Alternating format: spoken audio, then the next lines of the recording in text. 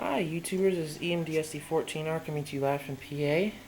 This is a how-to video showing you not only how to paint, well, it's mainly to show you how to do touch-up paint on your locomotives. This video is about that. As you guys can see, I got my ex-Conrail EMD leasing Jeep 38H Jeep 38-2 number 765 out today. And I just went ahead and I painted some of the details on it. I painted the RS3L and I painted some of the railings. Now you probably see some of the railings are bare, and that's because I'm going to paint them a different color.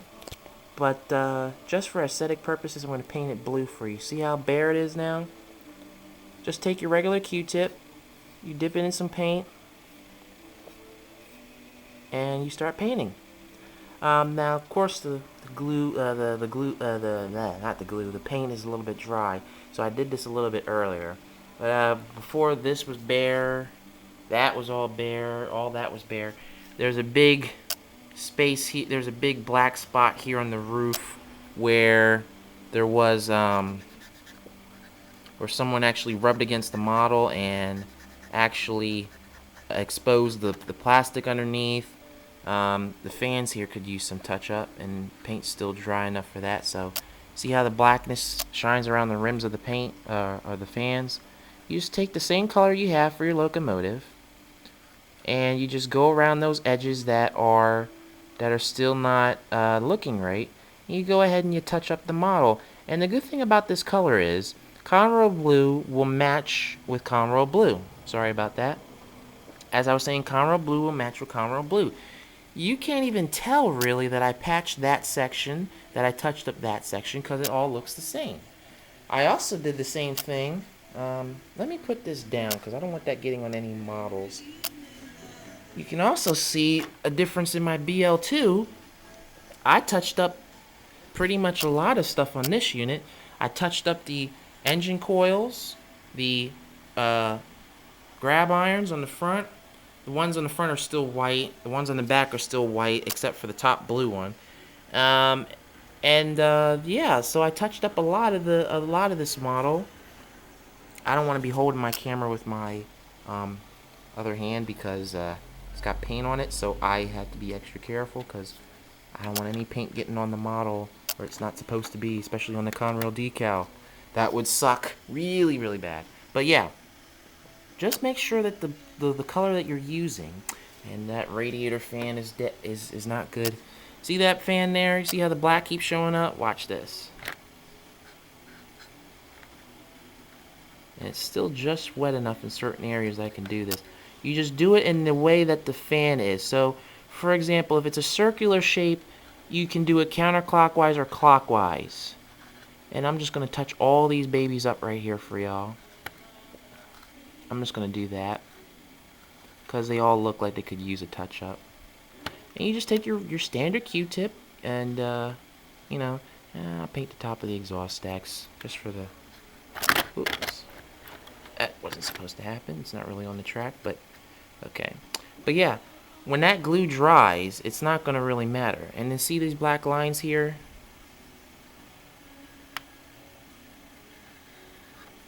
See?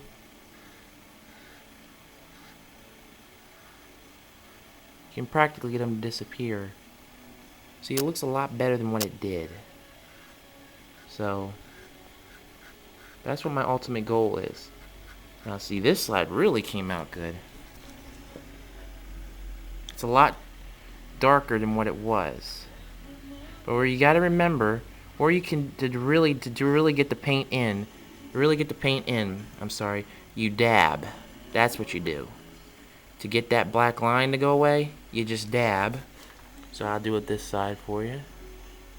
And you gotta make sure your Q-tip is pretty well not soaked, but moist enough that even after you take it out of the paint jar or from stirring it, you got to make sure that it's wet enough that when you apply it to a model, it'll actually do what you need it to do. And yeah. And then what you do with your dry brush, your dry end, You wipe away the excess. It kind of fades it into the rest of the paint because newer paint is a little bit brighter. And see, if you don't do it just right, it won't allow you to do it. So I got to do it again. But this shows anybody they can do it. Ah, there you go. Now you guys can really see the difference. So yeah, and when the blue dries, it'll fade in and match the rest of the body. Now everybody knows. There you go. Sorry about that. Everybody knows that these Proto 2000s are terrible to paint, especially their railings, because the railings that they use are the exact same plastic that is used in RC cars. That's not really a good choice, even though they are durable, somewhat. It prevents you from painting the railings in a certain fashion. You have to get RC plastic paints to actually do that. And now who wants to go out there and get some extra RC paint? I mean, who wants to do that? I mean, if you want to go out there and spend the money, that's fine. But the best way to do this, and there's a little cheat, you get Flow-Quill paint. This is Conrail blue. This is actually the same Conrail blue that a few years ago I spilt over there. But I still got my paint, so yeah. Anyway, you get your Flow-Quill paint, and this is what you do. You let it sit for a couple months. If you want, I mean, you can use it right away, but if you wanted to do the best with the Proto units, what I just found out today, if you let the paint sit a little bit, not to the point it's going to coagulate into the bottom of the jar, that's not what I'm saying, but you let it sit for like maybe 2 to 4 months, and then you go with your Q-tip and you stir it all up, because let me tell you something, the thicker solution is always going to be on the bottom, the lighter solution, which is the paint thinner, is always going to be on the top. So what you do, and I don't know if you can see in there, yeah, that shiny stuff's the paint thinner and the paint, but it's more paint thinner than anything. When you get that kind of consistency, that's a good advantage, because it allows you to actually apply this regular train paint to those RC plastic type railings on that train. And that's for Proto units, that's for Athearn RTR models, Athearn Genesis models. So yeah, you take your Q-tip and you stir it. Stir it for about maybe 1 or 2 minutes until you actually see the same color of the same color blue that you would see. Because if you take it out and it's too dark, that's not right. You got to make sure when you stir it, it's the exact same blue that you can match your locomotive to. Otherwise, it's going to come out too dark because you haven't stirred all the excess coagulant in the bottom of the jar, and it's going to mess your model up. See how the inside of that jar looks, inside of that lid looks? You don't want that blue. If you pull your Q-tip out and it looks that color, you don't want that blue. You want the pure Conrail blue. That's what you're looking for. You know why? Because if you have the pure Conrail, sorry, my tongue is not working with me today. If you get the pure Conrail blue, you can easily match the paint. I mean, come on. I mean, this is eventually going to dry. It's dry now, but it's going to get dry faster. But it's matched. You can't really tell that these units have been touched up. You really can't tell. That's not Conrail blue. That's French blue. That's a totally different color. But this is Conrail blue. That's the blue you're looking for, especially when you're matching with these units. Now, I got an older SD40-2 over here. It's dusty. I don't need to repaint that. All I need to worry about is getting the railings done. So all you do, get your Q-tips and just go ahead and do the railings. Because what people do today is they go out and buy all these brushes. Yes, the brushes are good. Yes, the brushes are cool. But you can cover more space with this, and the way it's done is the only part that would be touching is the rounded head of the Q-tip. Now, if you have like a piece of Q-tip hanging off like this, when it's wet and it's dangling like this, you can actually lay it up against a straight section and pull up. And you do that, and you just lay that tip on the straight. You just lay the tip on the edge of the railing and pull straight up, and that tip will not come off that railing. I mean, it might somewhat, but it won't really. Usually, it won't, and that means you can get clean, vertical strokes in one go because you already have the number of paint you need to do it in one shot. I mean, you might have to go back and make little minor touch-ups, but the majority of the work is done on the first stroke. And I just did this. I painted all the railings on this unit, except for the white. I don't have any white. I did that in like 5, 10 minutes at the most. Not even that. I'd say 5.5 to 6 minutes for that. And then that took me like 3 minutes to do. So yeah, especially if you got fine roof details like the coils here. I mean, look at that. Look at that. It's completely touched up. All the fans are touched up. I don't know if you guys remember, but on the front here, there was a big black mark in between the windows here. Gone. Gone. So yeah, I'm just showing y'all some tricks of the trade. Oh, by the way, when you're painting train horns, another key fact, when you're painting train horns, or if you're painting exhaust stack details on locomotives, like if you have a diesel with head and power, whatever you guys do, do not paint it without some type of paper under it. Here's why. Here's why.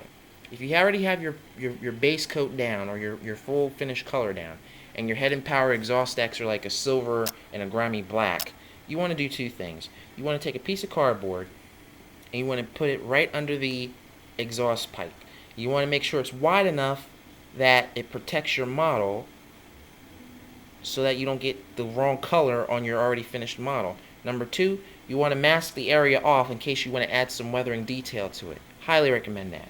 When you're doing horns, just take your little scrap piece of paper, you split it down the middle, you slip one side under one side of the horn, the other side on the other side of the horn, and you just paint it like with the Q-tip. You just go like this, and you can be as messy as you want, as long as you don't go like back over here.